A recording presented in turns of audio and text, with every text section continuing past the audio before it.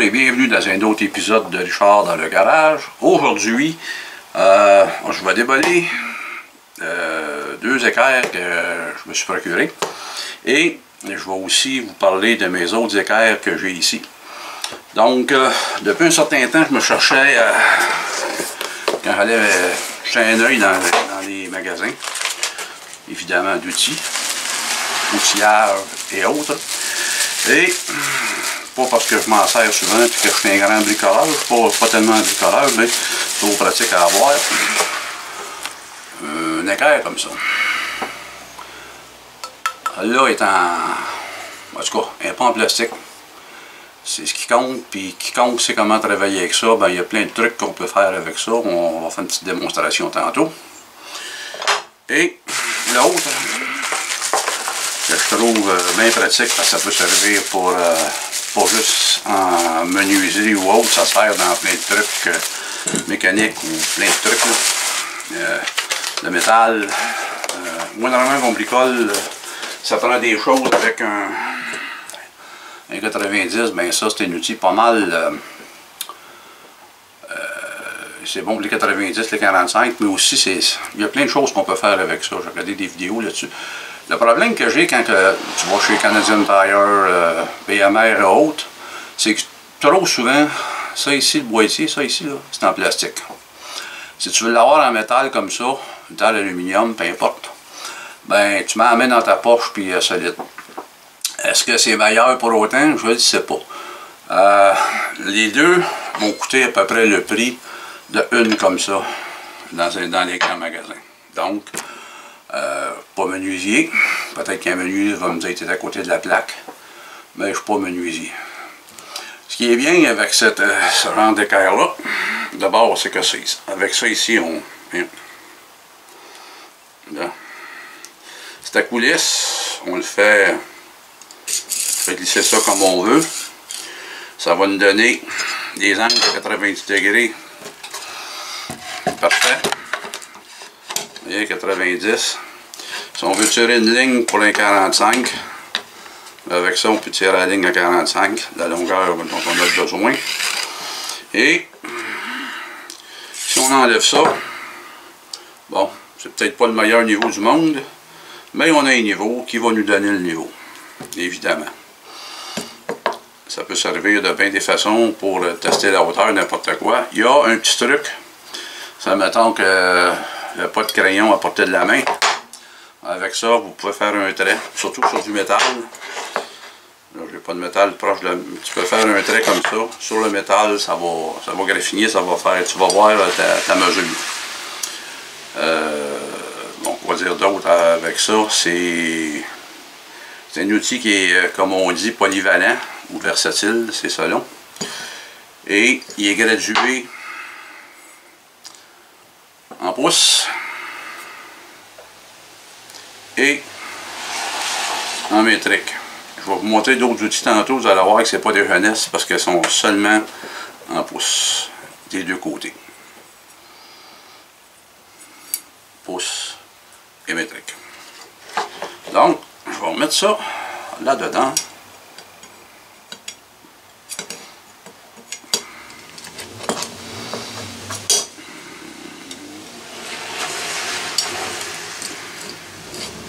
Et voilà.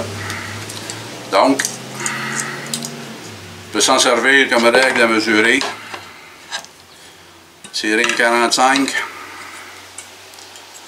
90, et voilà. Apparemment que c'est de moins en moins utilisé, je ne le sais pas, mais je pense que c'est le genre d'outil que c'est pas méchant d'avoir à la portée de la main. Ça, c'est pour, on appelle ça une équerre à combinaison. Maintenant, cet équerre-là. Cet équerre-là, c'est un outil que, dans le fond, quand tu sais t'en servir, c'est fou tout ce que tu peux faire.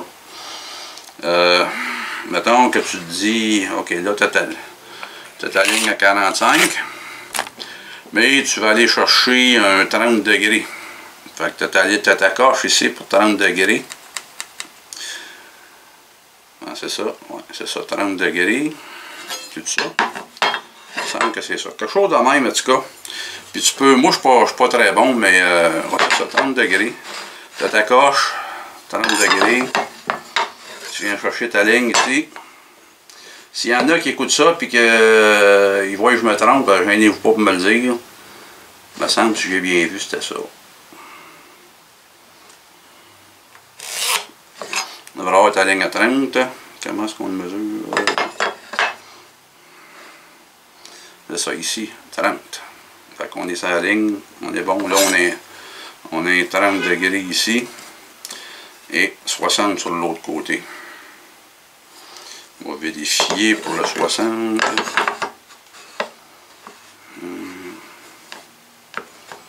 Je pense que je me suis trompé pour les degrés. Hein. C'était ici le 30. 30 degrés. 60. 45. Ça, c'est pas bon. Je me suis trompé.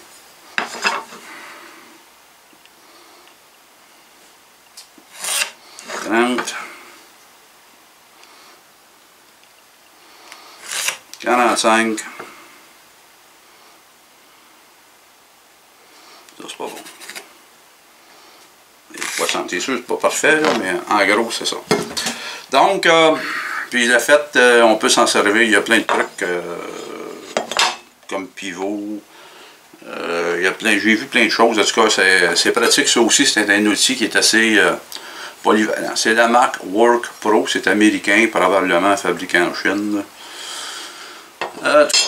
Maintenant, je vais vous présenter mes petits trésors que j'ai. Ça ici, ceux qui connaissent ça moindrement, ils savent c'est quoi. C'est une fausse équerre. Ça vient, c'est dans la famille de mon père. Je pense que c'est mon oncle qui est décédé, j'étais tout jeune, qui avait ça. Il était machiniste. Ça, c'est une fausse équerre. Et c'est la marque Footprint qui vient de Sheffield en Angleterre. C'est en bois.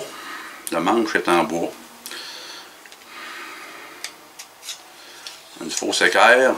Ça, il y a plein de trucs qu'on peut faire avec ça. C'est pour aller chercher les angles hauts que 90, mettons. Et comme comme mettons, des fois, tu sais, un angle de 28 degrés sur un morceau de... En tout cas, peu importe, là, je suis pas très bon, mais ça va chercher un angle. Puis cet angle-là, on peut arriver et le reporter sur un autre morceau de bois ou une autre pièce à découper. Donc ça, c'est pas jeune. Je sais que plusieurs corps de métier se servent de ça.